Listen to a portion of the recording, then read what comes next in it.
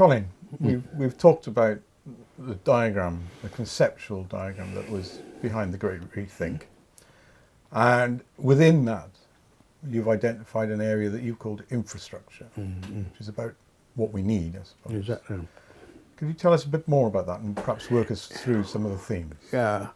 Well, the job of the infrastructure, as I'm calling it, which is basically the organisational apparatus of the society, is to help us to translate our ambition as human beings, which I suggest should be the goal, into reality, into action. And as I keep saying, I'll say it again, the goal should be to create convivial societies which enable or allow, encourage personal fulfilment and lead overall to a flourishing biosphere. That's the goal. And we not need is a mechanism that will help us to get there, a structural organisation. The whole endeavour, whatever infrastructure you finish up with, must be rooted in the bedrock principles, as I call them, of morality and ecology. Morality asking the question, what is it good to do? And ecology asking the questions, what do we need to do in order to create a good society? And what is it possible to do within the limits of the earth? If you look at our present plight, all the disasters that are now falling upon our heads over the whole world, many people blame this on the world, on the actual earth, and say, well, it's too difficult a place to live in. In fact, of course, it's all there is anyway, but it's paradisical. It's the most amazing place. And other people, particularly sort of politicians who like to prove that they've got some reason for being in life. I don't dislike all politicians, incidentally. I think some are absolutely brilliant. But the ones that seem to dominate the government tend to be bloody awful, not to put your finer words in it. And but many people, particularly that kind of person, blames humanity for the disaster, saying, well, we're greedy and we're venal and we can't cooperate and we all want to get rich at everybody else's expense. That's the common belief. It goes right back to Plato, actually. And I just don't think that's true. I mean, I don't really think, as we will discuss, I think, well, perhaps we've discussed already, human beings are not innately bad and evil and selfish.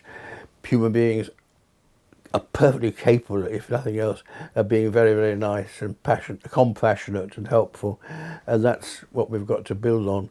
And it's there. But the reason then that the whole world is now collapsing, given that the world's okay and human beings are okay, is the organisation, the infrastructure. It's to pot. And basically, the present infrastructure, it is not focused on what I'm suggesting should be the goal. It's not actually trying to create convivial societies, personal fulfilment, etc. And still less is it concerned to look after the living world, the biosphere.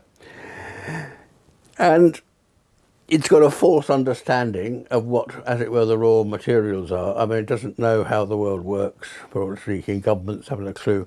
And they don't really know anything about human nature. They just assume that they're all selfish and need to be kept in our place, etc., etc. And in general, of course, if you look at the world's governments, the wrong people are in charge. I mean, it's pretty obvious.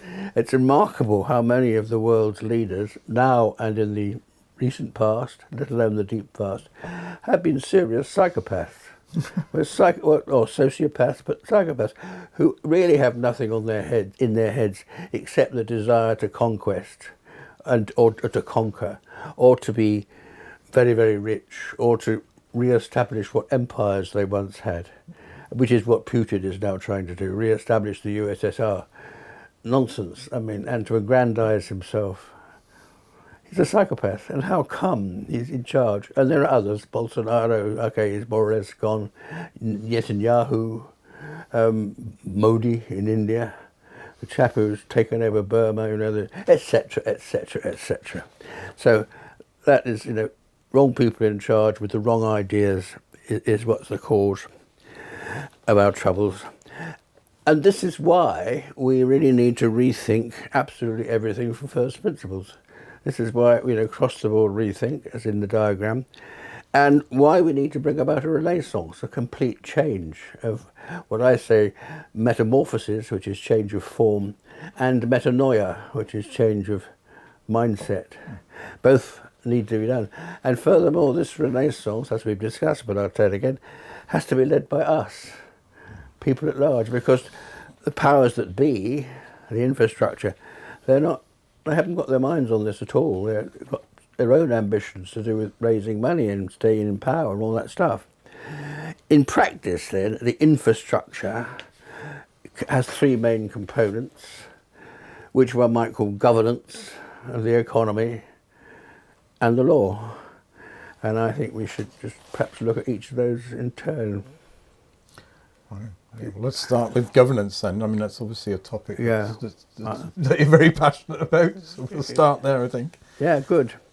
Governance, abstract, doesn't necessarily mean government, although in fact it does. I mean, in the 19th century, well, still really in parts of the world, but particularly in 19th century Russia, anarchism was a very strong movement embraced by serious intellectuals. Anarchism not meaning just random disorder, which is what people think anarchy means, but actually running a society without a formally appointed government, without what we might, yeah, basically that's it. And Tolstoy, no less, Leo, wrote an essay, or published an essay in 1900 called On Anarchy, very specifically, and he wrote, "The anarchists are right in everything, in the negation of the existing order, and in the assertion that, without authority, there could not be worse violence than that of authority under existing conditions." I think that applies pretty well to today's position. Tolstoy more or less gave up writing novels after Anna Karenina. He didn't think Anna Karenina was very good. But there we are.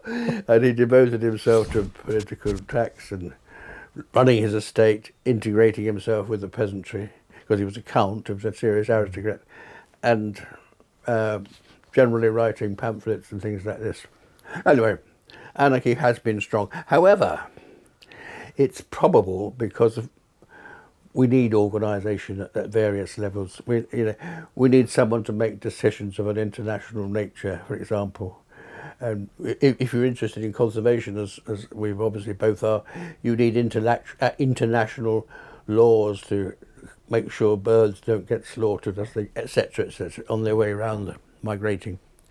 So we probably do need some kind of government, unfortunately. The question then arises, what kind of government do we actually need? And I've identified a few criteria of the things they've got to do. First of all, the government must be trying to do the right things. It must be trying to create convivial societies, enable personal fulfilment, etc., etc., etc. It's got to establish its goal, and that, I'm suggesting, is what its goal ought to be. I also point out the obvious, that it's obviously not what the goal of the present Tory government is, unless they've got it seriously wrong. Secondly, the government, whatever form it takes, must be on our side. I mean, they're supposed to be representing us, they should be for us. As Abraham Lincoln very famously put it after the Battle of Gettysburg in 1863, under God, government of the people, by the people, for the people. Now that's not bad, and it's a million miles, I suggest, from what we have even in a country like Britain, which is supposed to be a great democracy. Nye Bevan, the Welsh coal miner, who was one of the great Labour politicians of the 20th century, he wrote his personal manifesto in 1952 called In Place of Fear, and he asked what exactly is a representative, given that you need representative government. And he said a representative person is one who will act in a given situation in much the same way as those he represents would act in that same situation. In short, he must be of their kind. And I think that's pretty good too.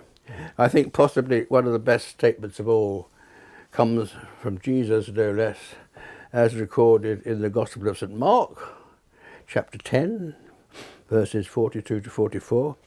Whoever would be great among you must be your servant, and whoever would be first among you must be slave to all. Again, you look at modern politicians, most of them, Boris, and you say, etc. So we're just falling far short.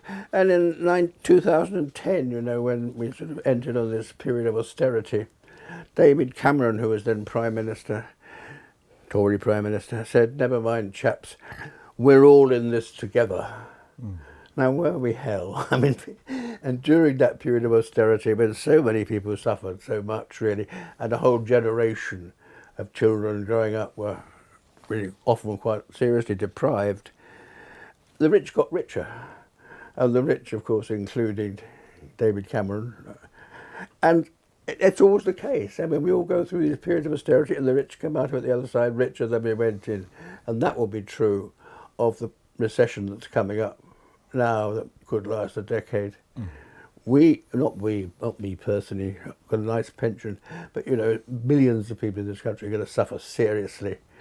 But you can guarantee that the top 10% of wealthy people will come out of it better than they went in material terms. In practice, then, we're not ruled by a government that is of the people and for the people. We're ruled, in practice, the world over, by by an oligarchy, power by the few. And the real main players in this oligarchy are big governments like ours, the corporates, which now are often much more powerful than most national governments, the financiers, who are not the same people as the corporates necessarily, the bankers and so on, but they control the purse strings more than anybody else, plus their sort of penumbra, entourage of very carefully selected experts and intellectuals, many of whom are in academe, who tell them basically what they want to hear. And if intellectuals and experts tell them what they don't want to hear, they get sidelined. And our own movement, the Real Farming Trust, or the College for Real Farming Food Culture, it's got people in it, contributing to it, who know much more than anybody in government about the living world and about agriculture and food. But they are in effect sidelined. I mean, we have some good meetings and we've got the college going, but we're not at the centres of power. And even at this moment, governments actually ignore the real expertise, which tends to be sidelined. And if you look at the who have been the Secretaries of State in charge of agriculture over the last 15, 20 years, basically it's either old politicians being put out to grass where they thought they'd do least harm, like Margaret Beckett under Labour, or what's his name, Owen Paterson under the Conservatives, neither of whom know tiddly squat about agriculture or really care about it, or it's young bloods on the way up who are going on to better things, as David Miliband did. He was a good Secretary of State by political standards for a time. Then, of course, he was off to the Foreign Office, I think it was, and then he was lost, as you know. And at the moment, and of course, in the recent past, Liz Truss was considered to be an up-and-coming star. But she was in the min of ag for a bit, and she told British farmers and the British people that it was a disgrace. She's famously on film saying this, disgrace that we don't produce more cheese, and recommending that British farmers should be producing more pigs to feed to the Chinese, which is the sort of global centre of pigs raised in a traditional fashion. I mean, this is gross. It's totally out of sync with what is needed to try and... Well, thinking about all that you're saying then, Yeah. so just to sort of reflect on it, I mean, first of all, if we think about the work of the Real Farming Trust and the development of the Oxford Real Farming Conference itself, then it's a counter-narrative, isn't it, to the mainstream. Yeah. But it also, I mean, from what you're saying, means that it's embedded within a tradition, and within a tradition of, if you like, democratic struggle against, a very corporate model of society. So I'm thinking of things like, I think in the 1930s, John Dewey, the American sociologist and educationalist, and he said something like, government is a shadow cast on society by big business. So these sort of tensions have been around a while, and I think thinking about the kind of need for representative democracy that you're talking about, which is obviously central to challenging the mainstream. Some of the issues that you raised, came to the fore in instances like the Paris Commune, where there were very sharp discussions about how do we get representation. It's not just electing somebody every 4 years. It's having a meaningful and dynamic democratic discourse with your representative, so that you don't just vote them in and then 4 years later, you try and recall them or whatever. So at the heart of our sort of challenge then, and it's framed, in an agricultural context in a lot of cases with the work that the Real Farming Trust does, there's actually those rich traditions to tap into and be informed by, and most crucially, I suspect, learn the lessons of, so that we're not drawn into or co-opted into the mainstream. We maintain our sort of our struggles and so on. So, I mean, does that make sense to you? Oh, yes, that's absolutely, yeah. I mean, yeah, exactly. Yeah. Couldn't agree more. So the RFC then you set that up as a counter conference effectively to the Real Farming Conference, and that's a very important first step, isn't it, towards generating the energy and the discourse needed to challenge. So, as you say, though, I mean, we will get onto this later, how we actually effect change. But as you say, this, in a sense, the basic realisation that this is the case goes back at least to classical times. And I think one of the big questions is what is different about the present that would make us possible for us to bring about the necessary change, which, for example, the levellers in the 17th century weren't able to do, or what Tyler in the 14th century wasn't able to do, or indeed Spartacus wasn't able to do. What's different now? And I think there are different things, but maybe we can home in it. Well, that takes us into how we enable things to happen, I suppose. The third, I'd say, fundamental requirement, what's the government actually for? I think it should be to enable and help encourage good things to happen. And it's up to us as society to define what those good things are. In this particular context, of course, I'm suggesting, and you're agreeing, that we need to set up agriculture along the lines of enlightened agriculture, real farming, small farms, etc., etc. So that's the kind of thing that ought to happen. That's what government ought to be helping to happen. And in fact, in practice, it stands in the way, certainly of that, and generally does. So we find, and a more general point, again was put by Abraham Lincoln, what a wise old bird. He was a lawyer who pretended to be a backwoodsman. Very clever act. Anyway, he's talked about human beings, the better angels of our nature. And the better angels of our nature mean, of course, compassion and conviviality and all those things. And I would like to say that the job of government is to help or to enable the better angels of our nature to stick their heads above the parapet without getting them knocked off, which again in the present world is very difficult because we live in a world that is supposed to be ultra competitive, all against all. It is, except that of course that there are cartels, there are close alliances between power groups clinging together for their own purposes, shutting out the rest. But apart from that, the whole thing is meant to be from nature red in tooth and claw. But grotesque. Again, the exact opposite of what should be happening. And the fourth requirement, I suggest, of government is that it must be competent. And above all, it must be able to handle the economy for our benefit. And it can't. It doesn't even try. I mean, let the market decide is the neoliberal slogan. So that are the basic requirements of governance, and the basic requirements of government, since in practice you do need a government, and some intuition of how far they fall short and why. Wrong people, wrong ideas, etc. What then, one might ask, are the essential components of a good government? What should we be looking for? And I suggest actually there are two main ones, one of which is democracy, as you just mentioned. And the second is, I would say, some variation on a theme of socialism, which I would like to discuss in a bit. But let's just look at them in turn. Think about democracy. The first feeling one has about it, all these things are very much based on what you feel is really the case in your bones. We'll come on to that in the next session, but morality is a question of what you feel is right. And one of the points about democracy, a main point, is that it just feels right. As has often been said, we ought to be free at least to make our own mistakes. And in fact, the government makes mistakes on our behalf, and they make the most horrendous mistakes, which a recent one, of course, is Brexit.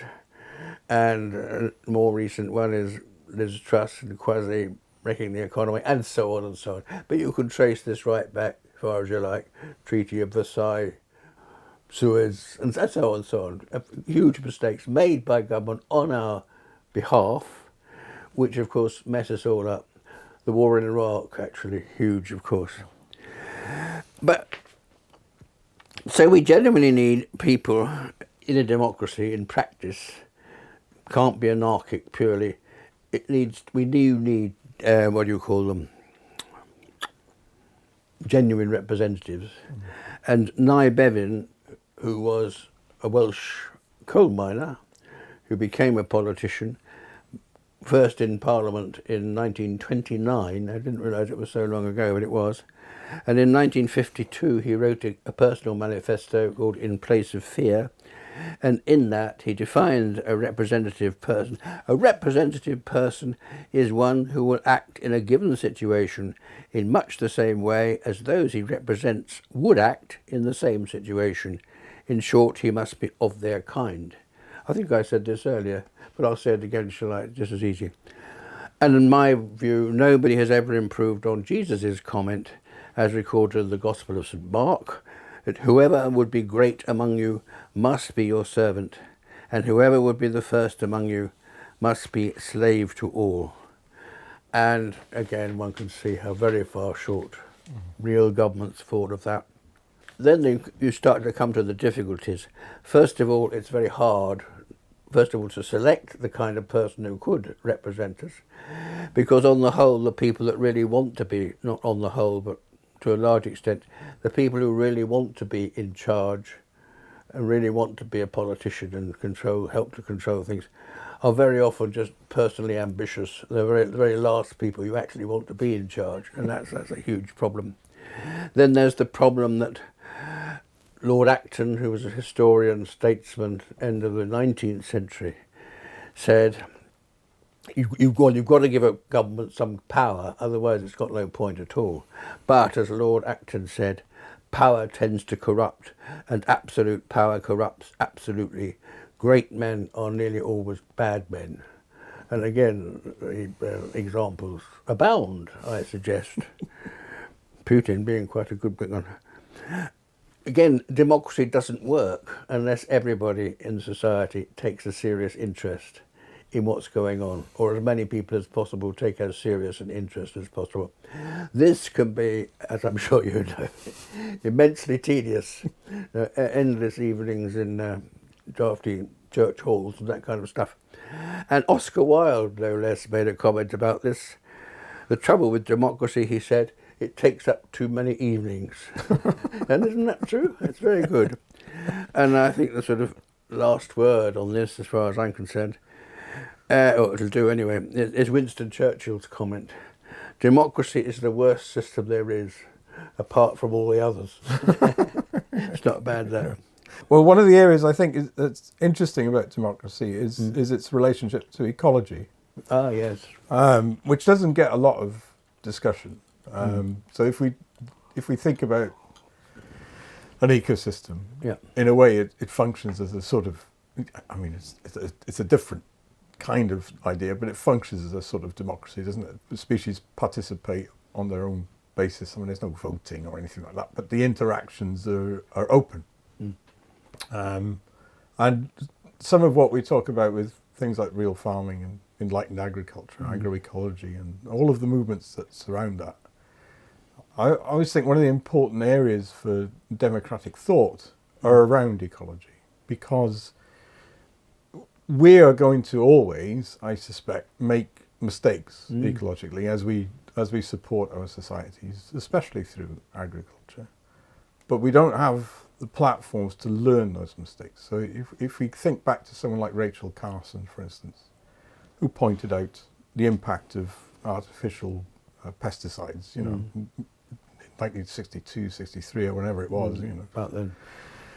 So it was well established at that point that these things would lead us to a major catastrophic crisis for invertebrates, and that would cascade through food chains and all that sort of stuff. And yet that's exactly where we are now.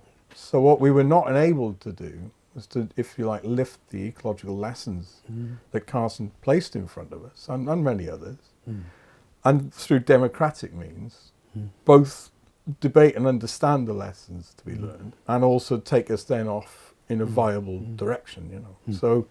So the impetus for democracy isn't just the means of running society and the need for justice, but it's also an ecological imperative, isn't it? I agree with you entirely. Yeah. Very good. Ah. Yeah. Anyway, socialism. Yeah. Loaded word. Small topic. Small topic. Loaded word. So loaded. I think, you know, that the so-called New Labour government under Blair and Brown, I think they more or less banned the word socialism. They simply didn't use it. The point is, to me, that a lot of people, I'm almost inclined to, and including loads of people in high places, and loads of people among the general populace who call themselves socialists, misconstrue the nature of socialism, just as people misconstrue the nature of economics or the nature of science, but they misconstrue the nature of socialism. And they tend to think, and this is the kind of definition that comes creeping out of Google if you look it up, they tend to think that socialism is exclusively about, or is primarily an economic model, and is primarily a matter of public ownership, where public ownership tends to mean state ownership and control, so that you finish up with what's called a centralised economy, which in the extreme case means that every transaction passes through government or has to be sanctioned by government before you can carry on with it.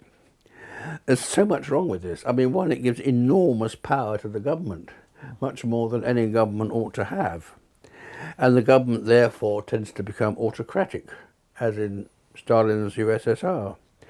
This means a loss of freedom for people at large, because they can't just do what they think they ought to be doing without asking permission first. And although I think the word freedom has been very, very seriously abused, which we won't discuss here probably, but I'm sure you'd agree. I mean, Donald Trump or Al Capone would say, look, you know, we are free. As far as they're concerned, it means we have carte blanche to do what we like, kill people, etc. Well, that's not what freedom ought to mean. So, but freedom also means something good. It's the road to personal fulfilment, etc. Individuals need it. And anything that threatens freedom ought to be looked at, well, not necessarily banned, but should be at least be explored. And centralised economy compromises personal freedom. It also therefore stifles individual initiative, which means that, you know, all these inventors who sit in their garages and come up with revolutionary ideas, which is where most big ideas do start, actually, not with Microsoft and all that, but with people doing their own thing. That is stifled because you have to refer everything to the government. And this kind of centralised economy tends to be autocratic. It is, I think, a great shame, and I'm sure you'll agree with me, that this kind of autocratic centralised economy is associated in many people's minds, including politicians' minds, with the name of Karl Marx, which is a shame, because as Terry Eagleton says, he being not a bad scholar of Marxism, Marx himself was a Democrat. He would not have sanctioned this. I mean, he would have hated Stalin, I'm quite sure. And it is the case there that all great thinkers tend to be seriously misrepresentative by some of their most zealous supporters. So that, Marx was seriously represented by Marxists. Adam Smith has been seriously misrepresented by the neoliberals. Jesus Christ is seriously misrepresented by people who call themselves Christians. And indeed Muhammad, seriously misrepresented by many people who call themselves Muslims. That's just a sad case. The point is, though, that to perceive socialism as an economic model based on the centralised economy, which is how a lot of people do conceive it to be, is a serious misrepresentation. And in reality, I suggest, socialism is primarily a matter of morality. It's about people living together, etc., etc. And the founder of Britain's Labour Party, or is generally credited with the founding Britain's Labour Party, was a Lanarkshire coal miner, as opposed to a Welsh coal miner, called Keir Hardie. And at the beginning of the 20th century, I think in 1907, he published a book, I haven't got its name written down, oh yes, From Serfdom to Socialism, in which he says, I claim for socialism that it is the embodiment of Christianity in our industrial system. Now, the point is that he's talking about the morality of Christianity as represented in the Sermon on the Mount, love your neighbour and all that. Love your enemy is actually not part of the Sermon on the Mount, just it's in there. But we all know, I think, intuitively what Christian morality stands for. And that's the embodiment of it. In this multicultural age, of course, one shouldn't be talking specifically about Christianity, because, the central idea of compassion, which is in Christianity, or love as the Christians call it, runs through all the great religions. And Muhammad, for example, every chapter bar one, I think, of the Quran begins with an appeal to the compassionate one. And the point is that all the great religions share this central core morality. So he could, in a modern age, have said, I see it as the embodiment of the core morality of all the great religions. But, this was 1907. Although socialism shouldn't be seen as an economic movement, primarily as an economic movement, nevertheless, I'm sure we can all agree that in making serious change in society, the economy is crucial. It's the economy that really sort of drives the whole thing. So we've got to get the economy right. And what I want to say is, or what the question I think we should be asking is, what kind of economy would in fact enable us to produce convivial societies, personal fulfillment, and look after the biosphere? What does that economy look like?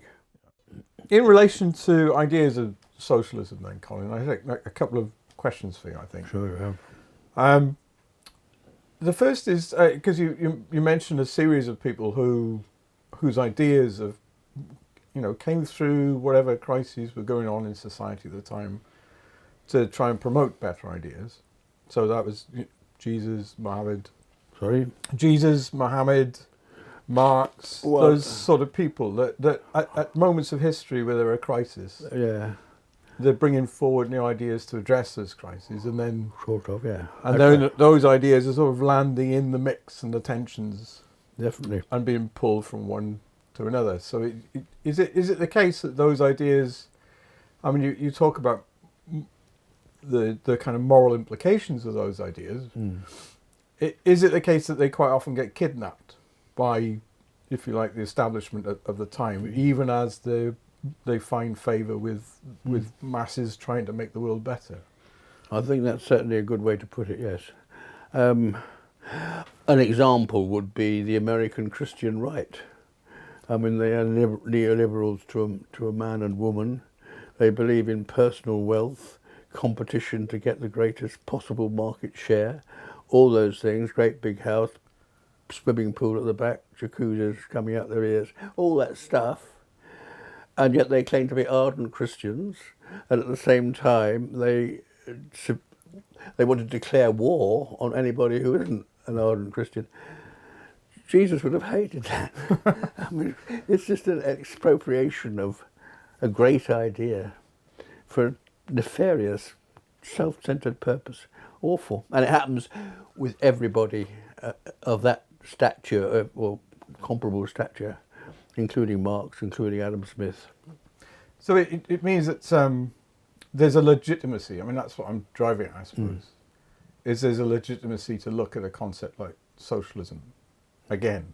Oh, definitely. And not have it sort of thrown crudely into the dustbin of history, purely because it was contorted by, various historical examples. But actually, if at its core it's about democratic expression and compassion, equity and equality and those sorts of things, then there's a relevance to using the term, especially around the area of farming and how we basically feed ourselves, isn't that?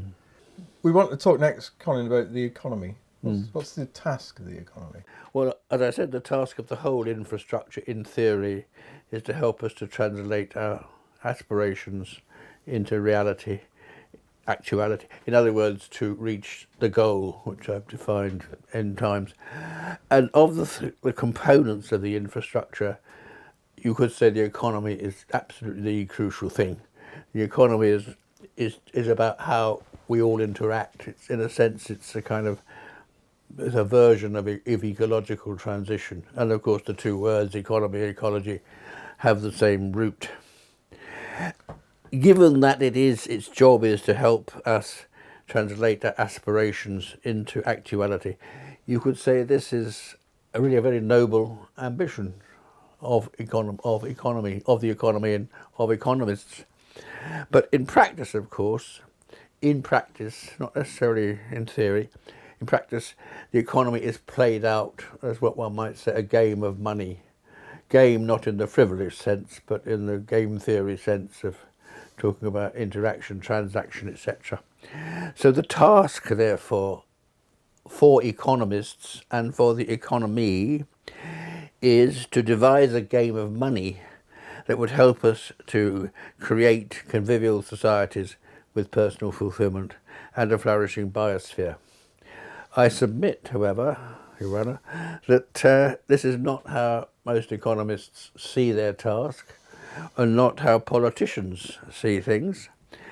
They tend to see it as a game of money, but the general prevailing view is that the idea is to maximise the amount of money rather than to create the societies that you could create.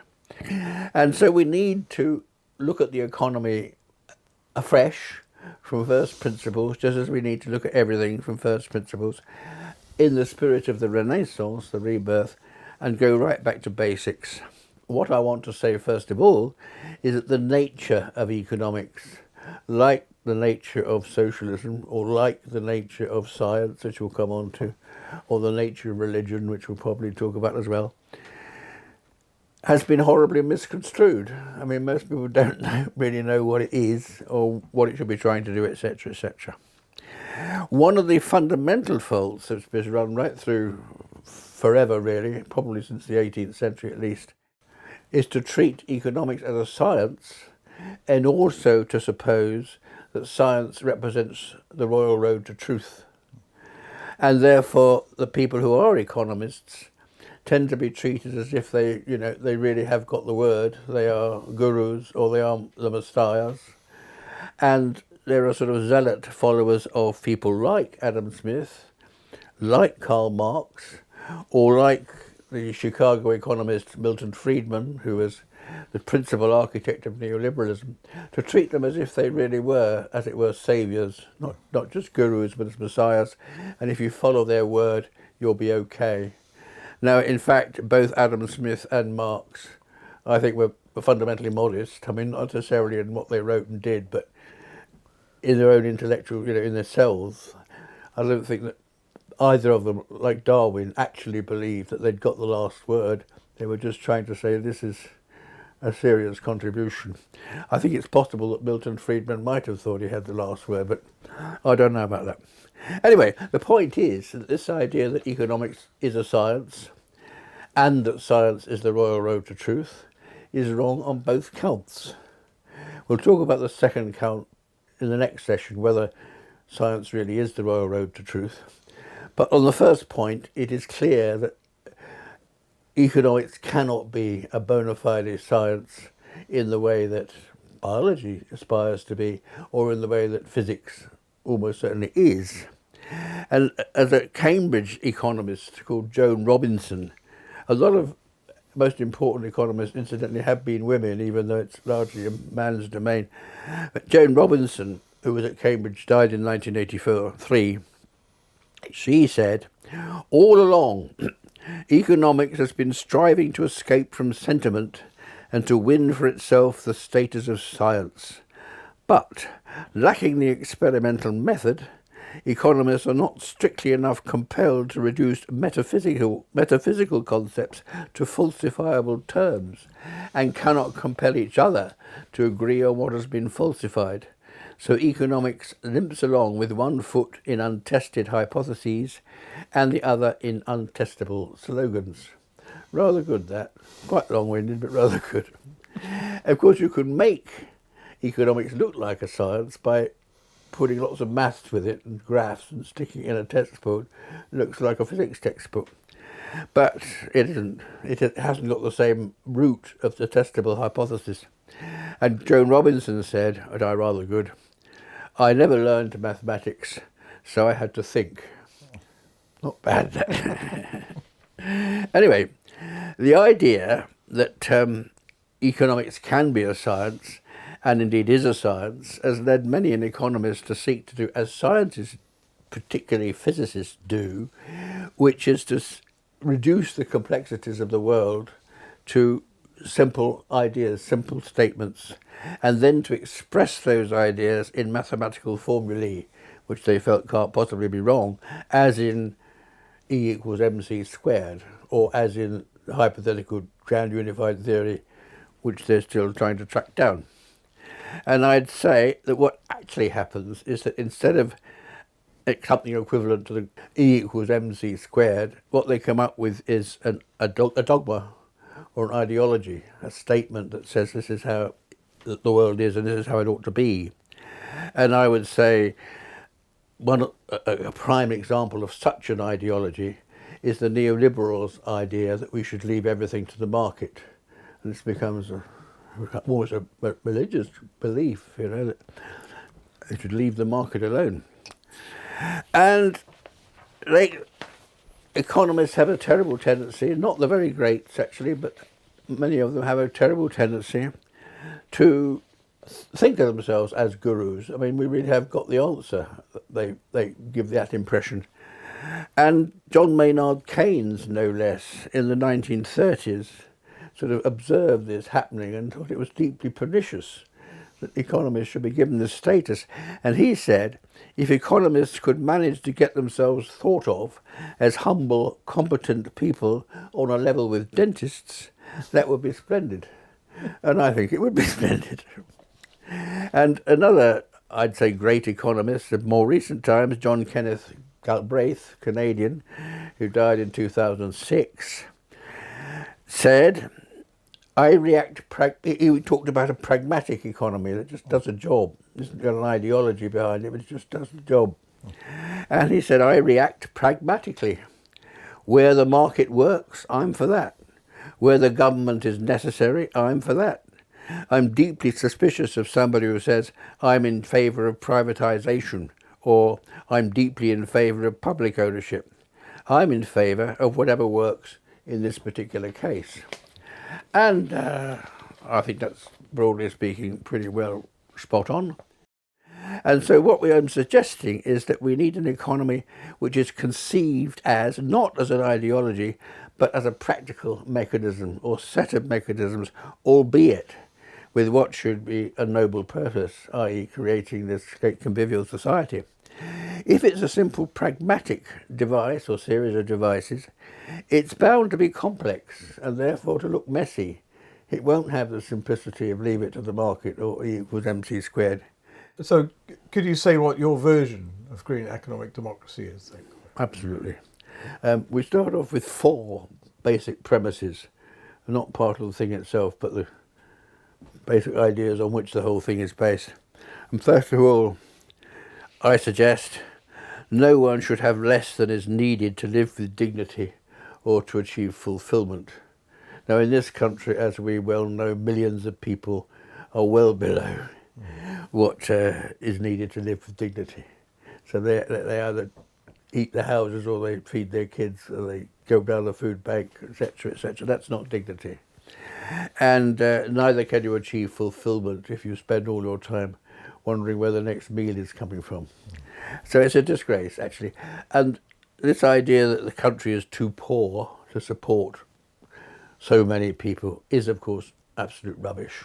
It's a rich country, loads of money sloshing about. I know this is a simple point, but the simple truth is that at the moment 10% of the richest people own as much as the bottom 50%.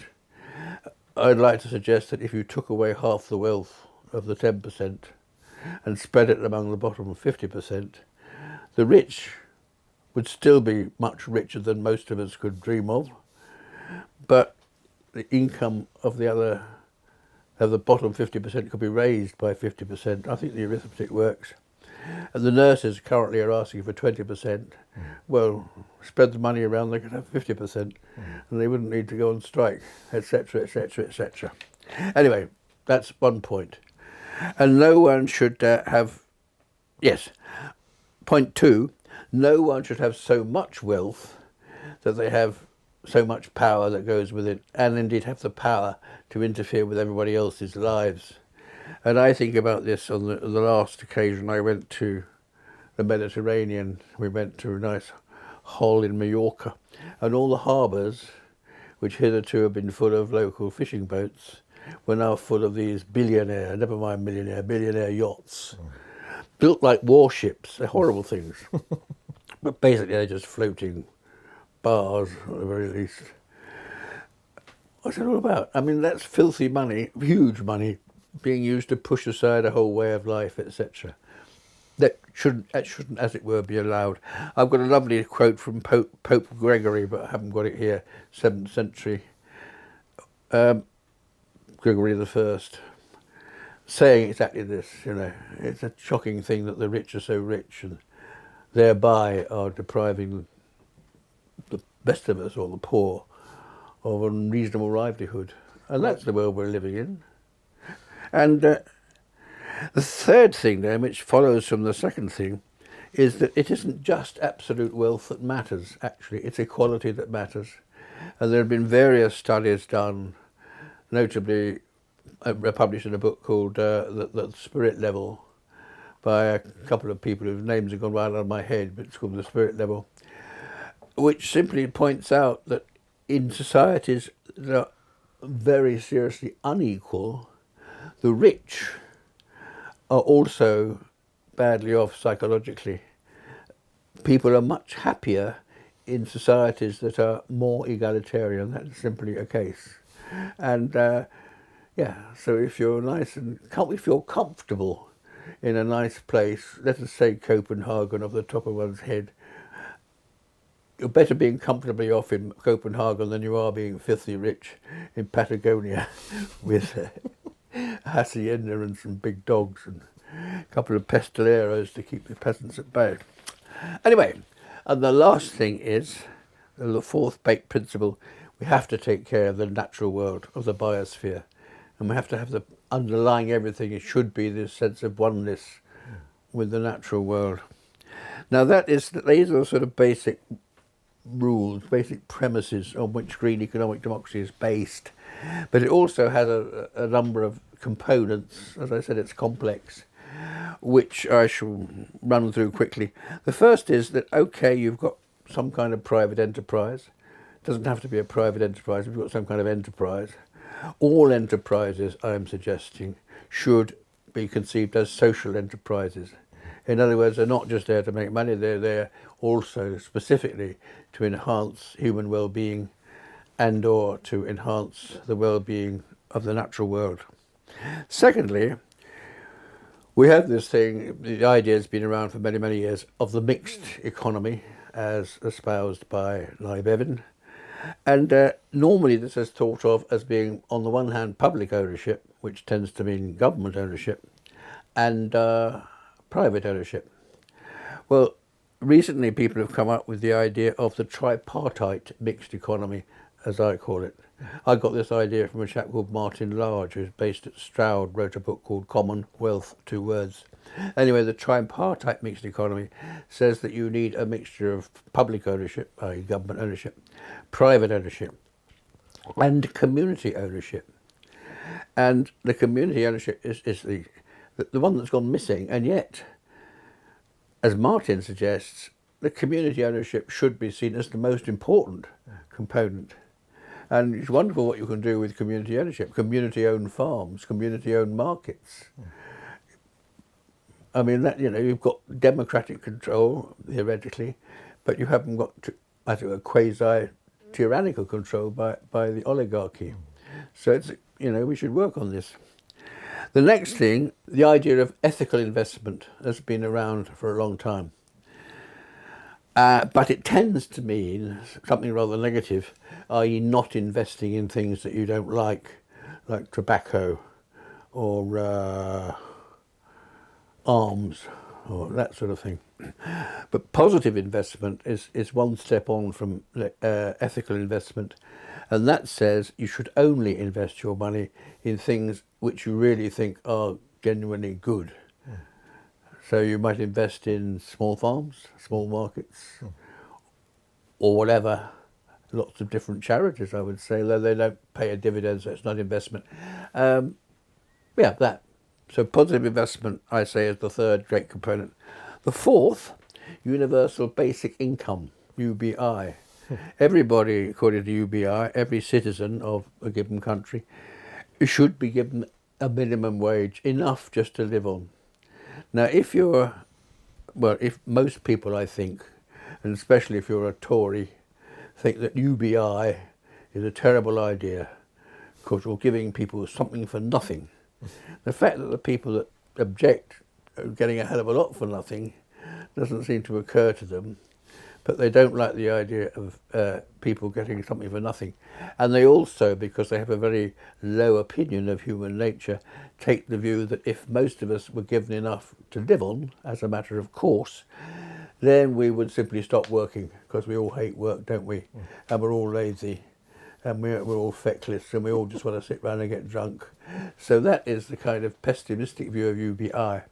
In fact, it has been tried in lots of societies, including, I think, Cherokee societies in North America. And it has the exact opposite effect, as anybody who actually believes in human nature might have supposed. Once you've got rid of the burden of just staying alive, then you can start to be creative and do good things, which is what most people, in fact, choose to do. And the societies in which UBI has been tried, you get much higher employment, actually. You get much more coming out of it, much higher level of contentment, and so on. And of course, the rich receive the UBI just as much as the poor, but they can be taxed heavily, so they give it all back. But it's a very, very good idea which needs to be looked at and is condemned on sort of spurious moralistic grounds, which really are spurious. And the fifth idea, which I'm rather fond of, is that we should have a minimalist economy. At the moment, the whole economy is based on the idea that we should maximise wealth because wealth is what makes us happy and all that stuff. The minimalist economy says instead of trying to see how much stuff we can produce and how much we can own, let's ask what is the least we really need to live a good life and go for that. I think a sort of symbol of this, an expression of this, is the idea of maximum sustainable yield, in which, you know, the fisheries operate on the basis that you pull as many cod out of the North Sea or the Atlantic as you can get your nets to, until the point where the cod are obviously dying out.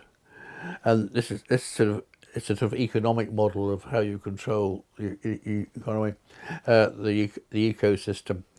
And of course, blue whales and a number of other whales were brought right to the brink of extinction in the 1950s and onwards because of this mentality, maximum sustainable yield, except in those days people didn't even talk about sustainable, They just wanted to get as many as possible.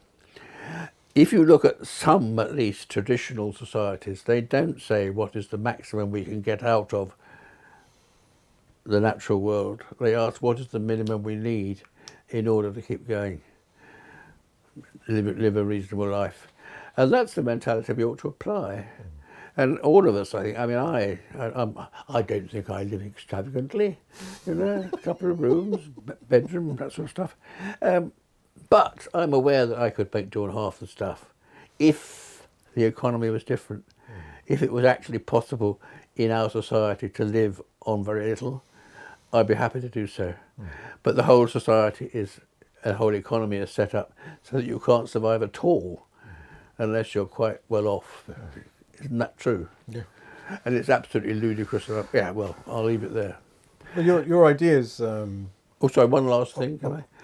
The sixth component of the green economic democracy, as far as I'm concerned, is the idea of the circular economy.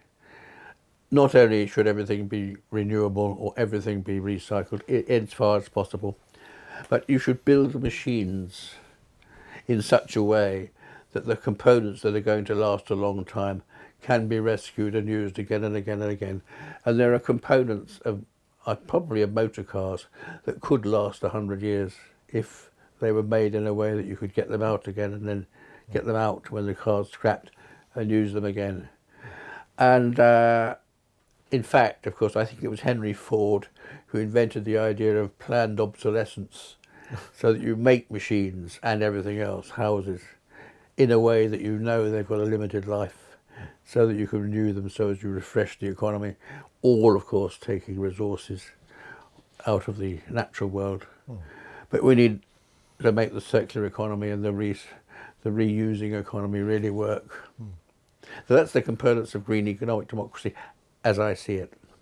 Well, and it's a lovely idea, and it connects to our earlier discussion about socialism and meeting need and equality and those sorts of things, and it inputs the ecology into it. It reminds me of a little statement by Raymond Williams when he was writing about nature. He said it would be a good idea to bring economy and nature closer together.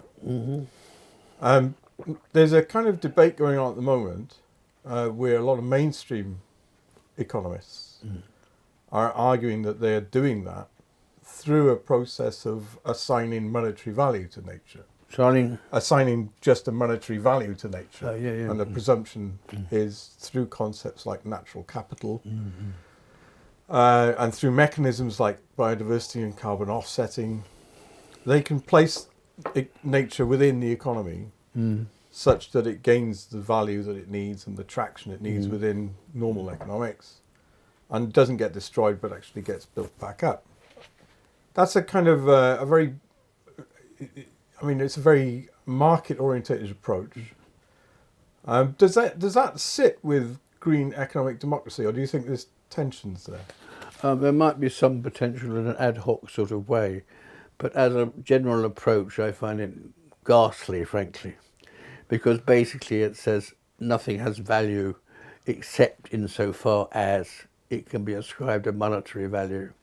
And we can fit that within the neoliberal economy because we all compete for maximum wealth. It happens to be the case that the wealth is assessed to some extent in terms of, ecological advantage. But the values are all wrong. I mean, as we'll discuss in the next session, and we have already touched on, nature should be valued, as it were, in its own right. And more than that, we should see ourselves as being very much a part of it. The principle of oneness. The principle of oneness and the intrinsic value of our fellow creatures does not square with the idea that you give them all a cash value and conserve them insofar as they give us a payoff. We need to conserve creatures that give us no payoff at all, in fact might even harm us in the short term materially. It's the wrong mindset. So green economic democracy then isn't just the simple application of economics to both democracy and ecology. it's much more nuanced than that. It's much more It has to- radical than that. Yeah, more radical, certainly. It has to be more deeply rooted. And as we'll argue in the next session, the deepest roots of all big ideas are in the end metaphysical. And the fact that the metaphysics has sort of gone missing means that the sort of standard mindset is incapable of getting to grips with the things that really matter. Thank you, Colin.